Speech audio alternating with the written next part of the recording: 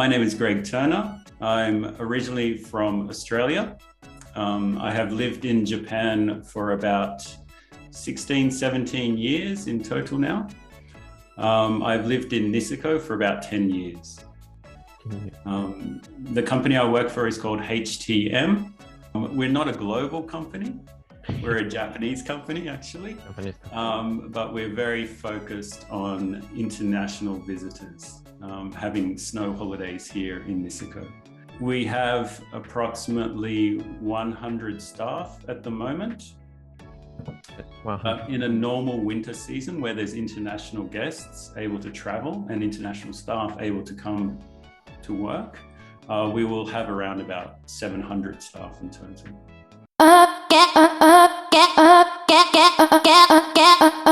I've worked in Australia in hospitality, not working in I guess, career positions, but working whilst at university and after university a little bit, before I came to Japan to work.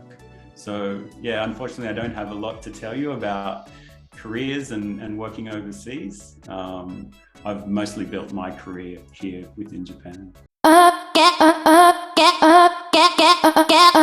I worked for 5 years in Fukushima Prefecture. Yes, I was working there teaching in a junior high school.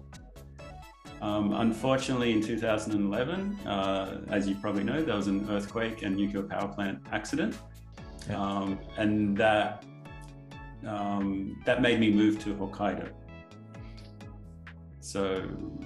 So yeah, I moved up to Hokkaido, worked in Tokachi for 1 year, and then moved to Niseko and started my career with HTM. Hospitality and service, we do a lot of different things actually. We manage hotels. So here in Niseko, we have 2 of the biggest hotels, Sky Niseko and Key Niseko. We also manage a lot of condominiums and houses and apartments, also here in Niseko, under the Niseko Central brand. We run our own restaurant inside Sky Niseko called Kumo Restaurant. Yes. We also run an international ski school called Go Snow, it was the biggest ski school in Asia, but now we've got no international guests for this winter and last winter, and also no international instructors. So we're a very, very small team at the moment. But in the winter of 1920, so 3 years ago, we had an instructor count of 280 instructors. So it's a very, very big ski school. We also, I'm trying to remember all the things we do. We also run a bus and taxi company as well.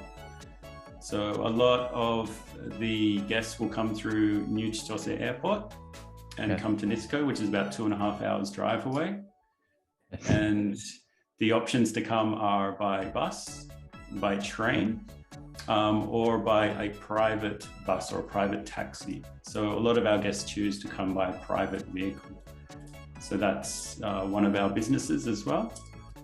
And we also run spa and massage services as well within our hotels. So we do lots of different things here. I think so.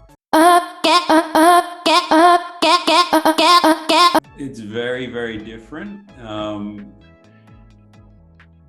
We had a lot more international staff before COVID hit. Now we pretty much only serve Japanese guests at the moment, but we know in the future that international guests will be able to come back, and we'll need to get more international staff. Yeah, we are not serving as many guests as we did previously. Unfortunately, Niseko is not as popular for Japanese guests as it is for guests from overseas. So, and also because of the pandemic, I think naturally Japanese people have been a little bit hesitant to travel. Another major change is, for example, the room rates. In a normal winter, we'd be charging very, very expensive rates for people to stay in our hotels. At the moment, they're a lot more reasonable. Very cheap, actually.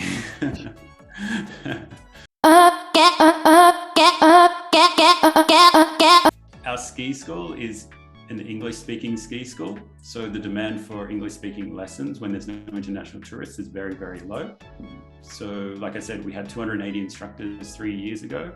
We have about 10 instructors this season. Probably the other way around. They learn skiing in English. The main part is learning how to ski or snowboard, but in the English language. So actually there's some, I guess what we'd call an expat. So it's foreign people living and working in Japan, like myself. There's some that come from Tokyo and Osaka, and they want to have lessons in English. So we're serving those guests. There's actually some Japanese guests who also speak English and who want to have lessons in English, but just not a lot, unfortunately. But I think it's great for Japanese guests because you can learn English and learn skiing at the same time. So it's the double benefit. It's not so popular, unfortunately. The best way that we can increase visitors to Niseko and to our hotels is actually just to charge lower room rates. So that's what we've done. So Japanese guests, they can afford a lot lower room rates, and so therefore, while we haven't seen as many guests, we've seen more than we did last winter. Yes. For me, I discovered snowboarding when I was studying at Hakodate University. So I studied there for 1 year on exchange, and I love snowboarding. And when I first started, I was snowboarding at Hakodate, and then a friend invited me to come to Niseko, and it was just amazing. The snow was incredible. The amount of terrain was amazing. There was lots of lifts, not a lot of people, lots of accommodation right close to the lifts. So it was like, I guess for people who ski and snowboard and really like powder snow, it was famous within Japan, but that's only a very, very small population. So that's how I first started. Well, how I first knew about Niseko. And from then, I always wanted to live and work in Niseko because I thought I could work and also snowboard a lot. Unfortunately, now my priorities are more focused on career and work and family, so I don't have much time to go snowboarding. But for me, Niseko is a really great place to live. I really enjoyed living in Japan, but I still feel I want that international environment. And it's a great place to raise a family as well. I've got 4 children in total, and I'm teaching them English. They see a lot of foreigners. So it's a really good place to grow up. My official title at the moment is Operations Manager, but in reality, I'm actually the General Manager here. So I oversee everything in the company. And that's, every part of the business that I mentioned before. Below me, there are managers for each department. So I've got a hotel manager at each hotel. I've got, for example, a ski school manager. I've got a rentals manager. And so I'm managing those staff to manage the businesses. So I'm kind of removed from the day-to-day running and operations of the businesses, but I'm overseeing everything in terms of planning and strategy and a lot of numbers work. So ensuring that the income and the costs are all aligned with plans. And a lot of strategy and planning actually. I'm very busy, and it's difficult at the moment because there's no, I guess, we're not sure when Omicron is going to end. Yeah. We're not sure when international tourists will be able to come. We are currently a size that we can serve Japanese guests, but suddenly if international tourists come, we need a lot more staff, we need a lot more resources. So yeah, not knowing is the hardest thing. So hopefully all that changes soon and we can plan for winter 22-23 with international guests and international staff being able to come here as well. That's a good question. The main language for our company is English. Probably 85% of our staff are Japanese. Yes. At the moment. Yes. Therefore, a lot of our communications are in English, but sometimes there's staff that can only speak Japanese. And so when we send staff emails, depending on the staff, sometimes those emails might have English and Japanese. Sometimes it might be English only. But we also, interestingly, have a lot of Japanese staff communicating with each other in English. So they'll write each other English emails and speak in meetings in English and things like that. It's very, very bilingual. So a lot of our Japanese staff speak English as well to certain levels. Some are amazing at a native level and some are more a beginner level and learning. A lot depends on the position that they're doing. So if they're guest facing, usually they're a higher level of English. But if they're working, for example, on property maintenance and fixing things in rooms, there's the requirements for English are not so high. So those staff are mainly just Japanese speaking.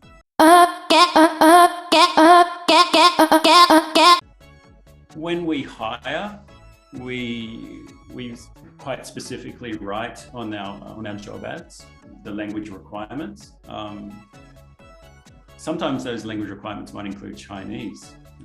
We do get a lot of guests who speak Chinese as well. But the English ability, it's an interesting one because we like staff to grow and to learn. So even if they're serving foreign guests, international guests at front desk, they don't need to have perfect English. As long as they have the desire and the want to improve their English and to try, they're not too shy, well then I think they'll be okay. I think it's really important that the team has a good mix. For example, the front desk team, they can't have all beginner level English speakers, but if there's some that are a higher level, if there's a mix of international staff also working there, they might not be able to speak Japanese. And therefore we need Japanese speakers who can call restaurants, who can call taxis and do all the Japanese language requirements for the job.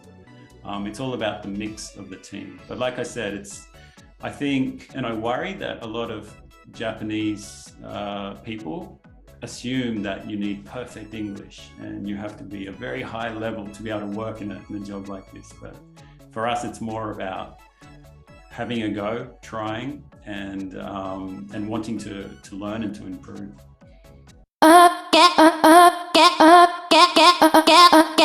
Is it personality? It's yeah, I guess personality. Yeah, that's probably a good description.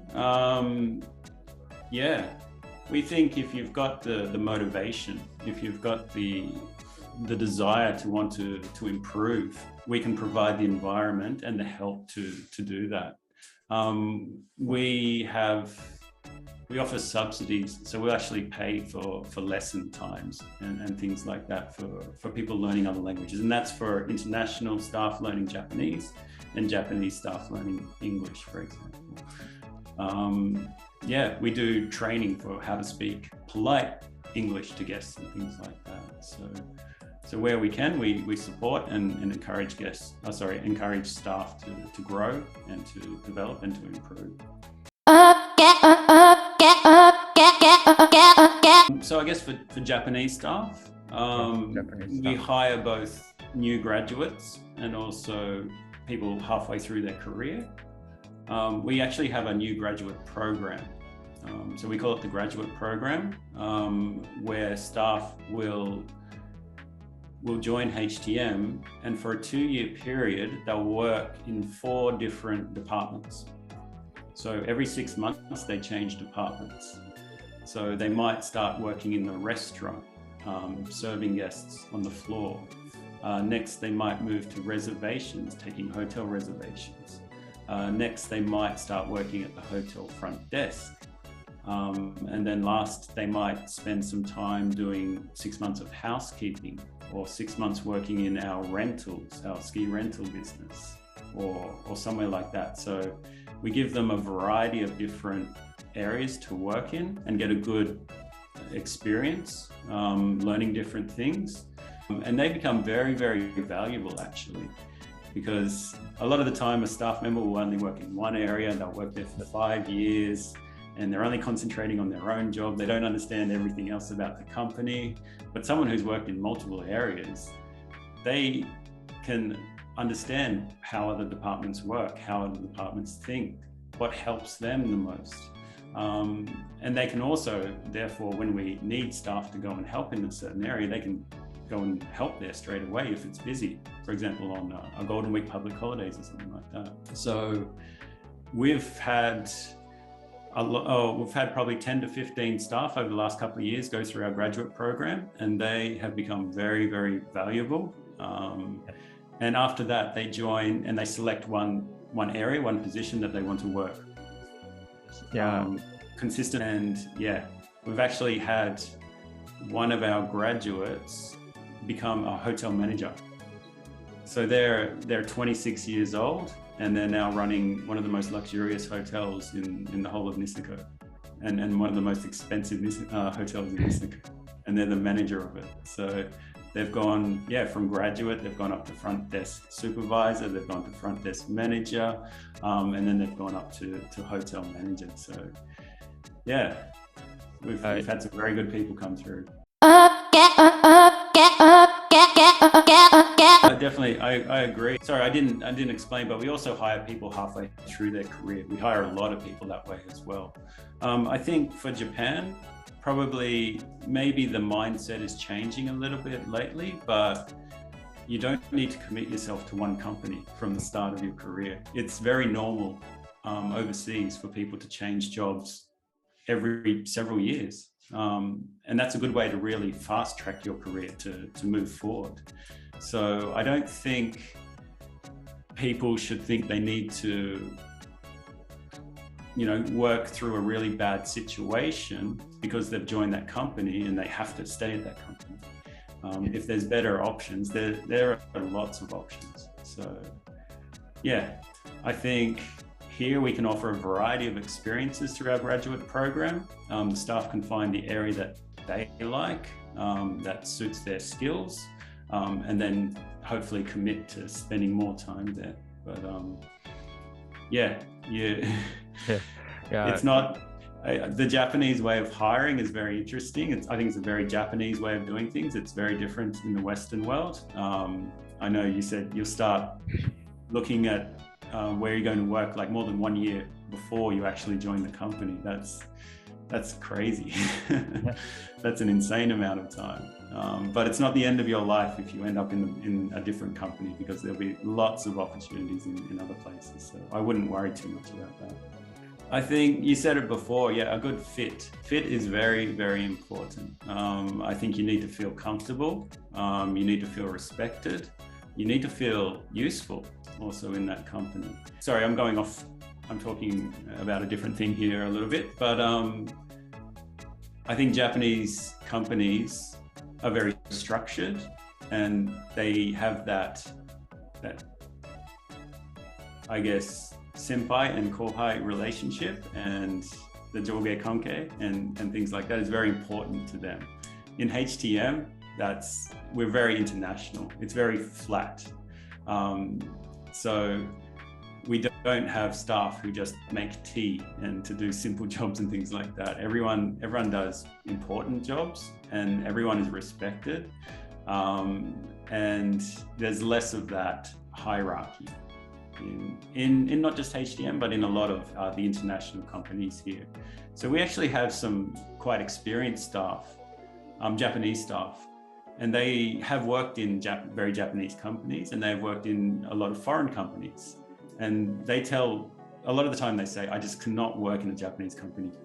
I just can't do it. I have to work in a foreign company, just the whole atmosphere, the respect, the politics. Yeah, it's just, I think, very, I think we'll say old school in Japanese companies. So I hope those companies change and adopt a lot of this more Western philosophy into staff relationships and things like that.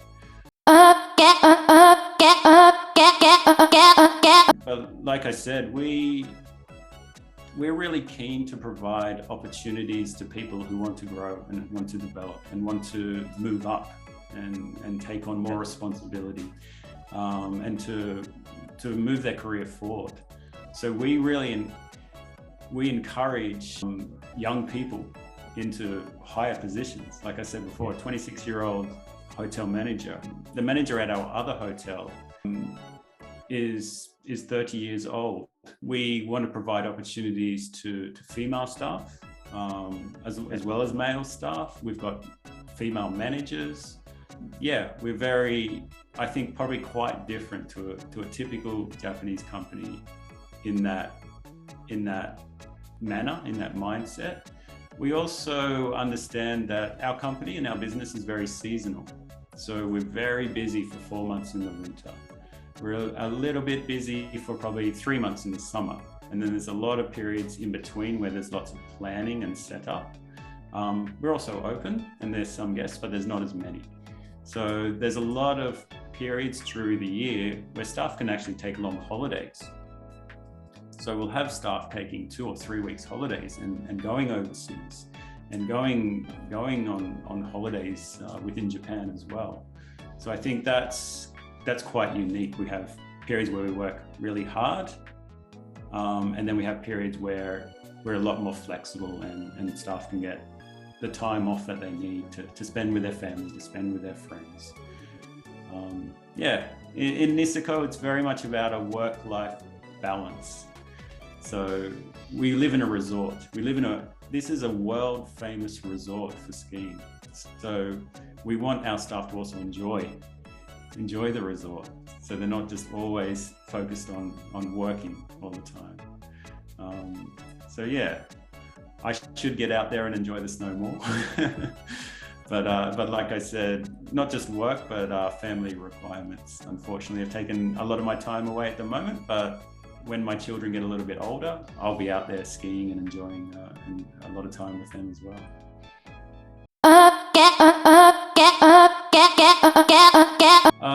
Definitely. I think it's probably one of the most international places in Japan. As you were saying, there's lots of international staff working here year round. So for international staff coming, they can survive here without speaking Japanese. Living in somewhere like Fukushima, it's quite difficult. And for Japanese staff, there's a lot more of an opportunity to be able to speak English and to use their English every day. So anyone who wants to work and live overseas but can't quite make that step, or now they can't go to that country because of COVID or whatever, working and living here in Niseko is just as good, I think. But I definitely would encourage, I guess, all university students to go on a university exchange if they can, and spend 1 year living overseas. If you can't do that, go on working holidays. I think it's okay to take a gap year and come back and then find a job later. You'll improve your English for first, but you'll learn a lot about yourself and about what you want to do and what you like. And seeing a different culture is very eye-opening, because you've been taught one way how to do things for your whole life, for probably 20 years. And then just to see a different way, it just opens up your mind and you become, I think, a more fully developed human. I think, and then you'll become a more valuable person for companies as well. So, yeah, working overseas, coming to Niseko to work after that because you like the international environment. We get a lot of staff who do that. Because you can only go for a working holiday for 1 year and you have to go before you're 30 and there's all sorts of restrictions and people probably want to go more, but they can't. So they end up coming to Niseko and it's almost the same. That's a good question. I think, like I was saying before, we can provide opportunities for staff to progress their careers quickly, very quickly. You don't need to wait 5 years to be able to step up and become a team leader or something like that. If someone's young and has the motivation and the ability, we'll get them to do manager positions and pay them a lot of money to do those as well. So there's the financial rewards as well as the career progression. I think we're a service company, so we realize people are the most important thing in a service company. So we've got buildings, we've got hotels, we've got vehicles, we've got cars that provide the transport. But guests who come here, they come here to Japan. They expect a very high level of service. So we want to provide, of course, the best we can. So we're very focused on having staff happy, having staff satisfied at work so they can provide really good service to the guests.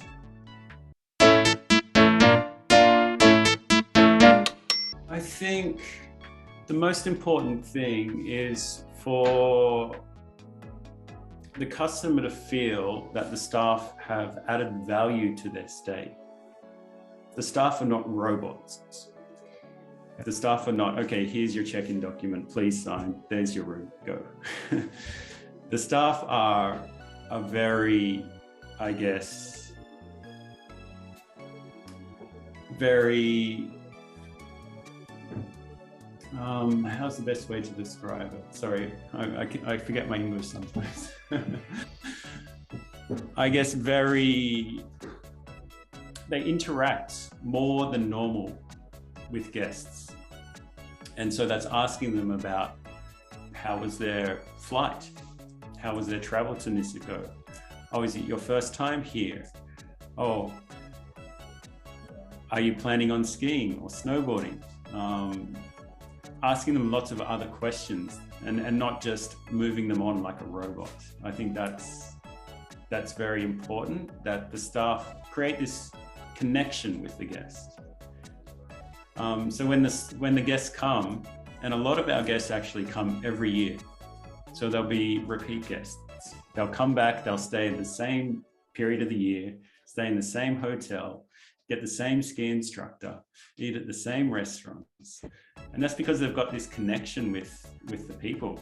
They come back, the snow is great, the facilities are fantastic, but they love to see those familiar faces. And the staff that they know are going to look after them. So yeah, it's a personality thing, like you said before. You've got to want to interact and connect. I think connect is a very strong word, connect with the guest. Yeah, it's very interesting when guests stay in the winter. A normal hotel, you'll book a hotel, you might get some information about what time check-in is and where the hotel is. And then you go there and then you check in and then you stay and do whatever. But for us, guests will book probably maybe 9 months, sometimes 12 months prior to when they stay. Before they arrive, we're contacting them about booking ski lessons, about booking lift passes, about booking airport transfers. We're talking to them about booking restaurants for them. There's a lot of interactions and a lot of time spent helping the guests before they even get here. So when they arrive, they're at the airport, there's already a driver there with their name on a signboard waiting for them. everything's organized, everything's seamless. So the driver will take them straight to the car will take them straight to the hotel. We'll have everything ready for check-in. Here's your lift pass. Your rentals, just go pick them up around there.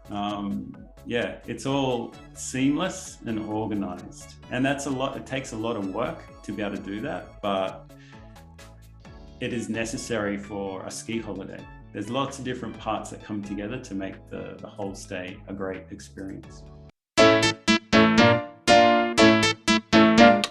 Kodawari.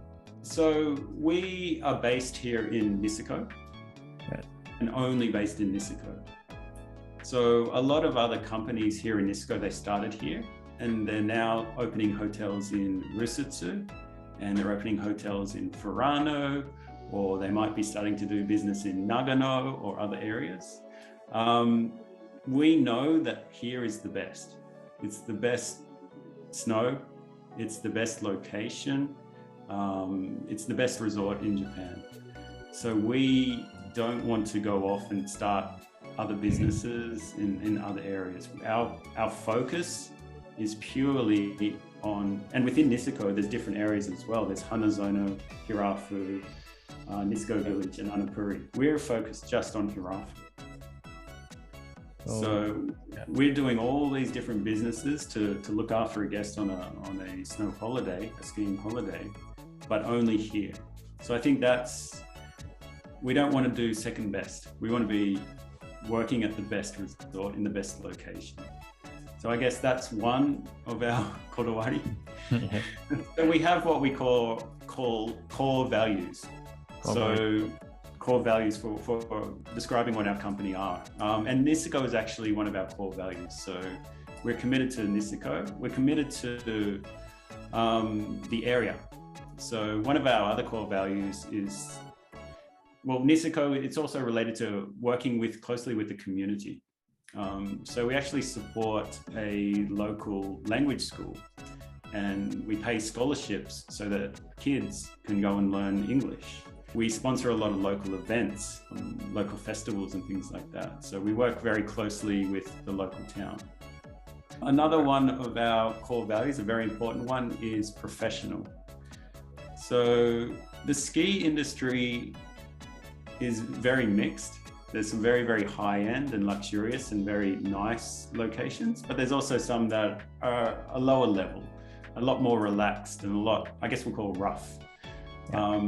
We aim for a very professional image. So that is the way we wear our uniform, the way we speak to guests. It's all very practiced and at a very high professional level.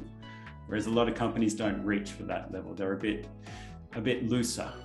They'll have staff with shirts out and zippers undone and long hair and tattoos and things like that. Whereas we try to be a lot more professional in terms of everything we do. Your company work for Niseko community, such as supporting events or supporting English schools. Your core values is in Niseko and Moriageru in Niseko. Yeah. It is core value.